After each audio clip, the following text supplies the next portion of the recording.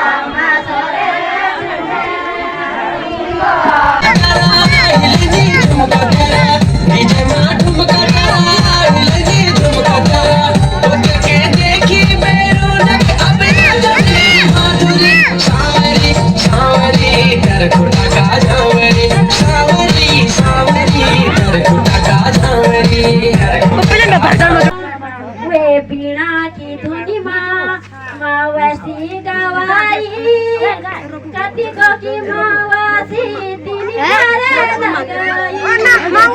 कतिको की मावसी